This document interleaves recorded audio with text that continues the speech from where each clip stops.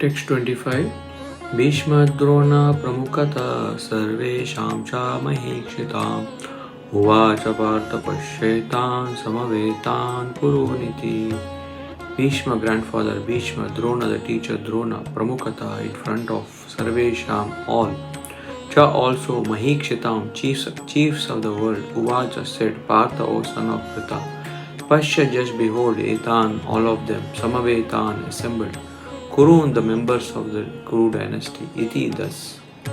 Translation. In the presence of Bhishma, Drona and all the other chieftains of the world, the Lord said, just behold, Partha, all the Kurus assembled here. Purport. As the supersoul of all living entities, Lord Krishna could understand what was going on in the mind of Arjuna. The use of the word Rishikesha in this connection indicates that he knew everything. And the word Partha, meaning the son of Pritha or Kunti, is also similarly significant in reference to Arjuna. As a friend, he wanted to inform Arjuna that because Arjuna was the son of Pritha, the sister of his own father Vasudeva, he had agreed to be the charioteer of Arjuna. Now, what did Krishna mean when he told Arjuna to behold the Kurus? Did Arjuna want to stop there and not fight? Krishna never expected such things from the son of his aunt Pritha. The mind of Arjuna was thus predicted by the Lord in friendly joking. Text number 26. Tatra pashyat stitan partha pitrin ata pitamahan acharyan matulan bratran putran pautran sakim sata shashuran shurdaschaiva senayorubayorapi. Tatra there, apashyat, he could see, stitan, standing, partha, O Arjuna, pitrin, fathers, ata, also pitamaha, grandfathers, acharyan, teachers, matulan, maternal uncles, bratran, brothers, putran, sons, pautran, grandsons, sakin, friends, tata, two, swashuran, fathers-in-law, surudha, well-wishers, cha, also, eva, certainly, senayo, of the armies, Ubayo, of both parties, Api including. Translation. There Arjuna could see within the midst of the armies of both parties his fathers, grandfathers, teachers, maternal uncles, brothers, sons, grandsons, friends, and also his fathers-in-law and well-wishers. Purport. On the battlefield, Arjuna could see all kinds of relatives. He could see persons like Bhurishrava, who were his father's contemporaries, grandfathers Bhishma and Somadatha, teachers like Dronacharya and Kripacharya, maternal uncles like Shalya and Shakuni, brothers like Duryodhana, sons like Lakshmana, friends like Ashwatthama, well-wishers like Kritavarma, etc. He could see also the armies which contained many of his friends. Text 27. Tan samikshasya kaunteya sarvan bandhunavastitan Kripaya paraya vishto vishidan idam abravit. Tan, all of them, samiksha, after seeing, saha, he, Kaunteya, the son of Kunti, sarvan, all kinds of bandhun, relatives, avasthitan, situated, Kripaya, by compassion, paraya, of a high grade, avishta, overwhelmed, vishidan, by lamenting, idam, thus abravit, spoke. Translation.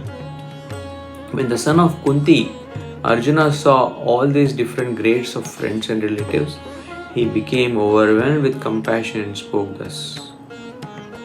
Arjuna vacha drishtvevam swajanam Krishna yujutsum samupastitam sidanti mama gatrani mukam cha parishushati. Arjuna vacha, Arjuna said, drishtva, after seeing imam, all these swajanam, kinsmen, Krishna, O Krishna, yujutsun, all in a fighting spirit, samupastitan, present, sidanti, are quivering, mama, my, gatrani, limbs of the body, mukam, mouth, cha, also, parishushati, is drying up. Translation. Arjuna said, my dear Krishna, seeing my friends and relatives present before me in such a fighting spirit, I feel the limbs of my body quivering and my mouth drying up. Purport. Any man who has genuine devotion to the Lord has all the good qualities which are found in godly persons or in the demigods, whereas the non-devotee, however advanced he may be in material qualifications by education and culture, lacks in godly qualities. As Arjuna As such, Arjuna, just after seeing his kinsmen, friends, and relatives on the battlefield, was at once overwhelmed by compassion for them who had so decided to fight amongst themselves. As far as his soldiers were concerned, he was sympathetic from the beginning, but he felt compassion even for the soldiers of the opposite party, foreseeing their imminent death, and while so he was so thinking, the limbs of the body, his body began to quiver, and his mouth became dry. He was more or less astonished to see their fighting spirit. Practically the whole community, all blood relatives of Arjuna, had come to fight with him. This overwhelmed a kind devotee like Arjuna. Although it is not mentioned here, still one can easily imagine that not only were Arjuna's bodily limbs quivering and his mouth drying up, but he was also crying out of compassion. Such symptoms in Arjuna were not due to weakness, but to his soft-heartedness, a characteristic of a pure devotee of the Lord. It is said, therefore, Yasyasti bhaktir bhagavati akinchana sarvai gunaistatra samasati sura harava bhaktasya kuto mahadguna manoratena sati dhavato vahi. One who has unflinching devotion for the personality of Godhead has all the good qualities of the demigods. But one who is not a devotee of the Lord has only material qualifications that are of little value. This is because he is hovering on the mental plane and is certain to be attracted by the glaring material energy. Bhagavatam, 5th Canto, 18th chapter, text 12. Text 29. Vepatusche sharire me roma harshascha jayate ghandivam shamsate hasta tvakchaiva paridayate. Vepatu, trembling of the body, cha also sharire, on the body, me my roma harsha, standing of hair on end, cha also jayate, is taking place, gandivam, the bow of Arjuna, shramsate, is slipping, hastat, from the hand, tvak, skin, cha also, eva, certainly, paridayate, is burning. Translation. My whole body is trembling, my hair is standing on end, my gandiva bow is slipping from my hand, and my skin is burning. Purport. There are two kinds of trembling of the body and two kinds of standing of the hair on end. Such phenomena occur in great spiritual ecstasy or out of great fear under material conditions. There is no fear in transcendental realization. Arjuna's symptoms in this situation are out of material fear, namely loss of life. This is evident from other symptoms also. He became so impatient that his famous bow, Gandiva, was slipping from his hands, and because his heart was burning within him, he was feeling a burning sensation of the skin. All these are due to a material conception of life. Text number 30. Na cha shaknomi avastatum brahmati vacha me mana nimitani cha pashyami viparitani keshava. Na, nor, cha also, shaknomi, I am able, avastatum, to stay, brahmati, forgetting, iva, as, cha, and, me, my, manaha, mind, nimittani, causes, cha also, pashyami, I see, viparitani, just the opposite. Keshava, O killer of the demon Keshi, Krishna. Translation. I am now unable to stand here any longer. I am forgetting myself, my mind is reeling. I see only causes of misfortune. O Krishna, killer of the Keshi demon. Purport.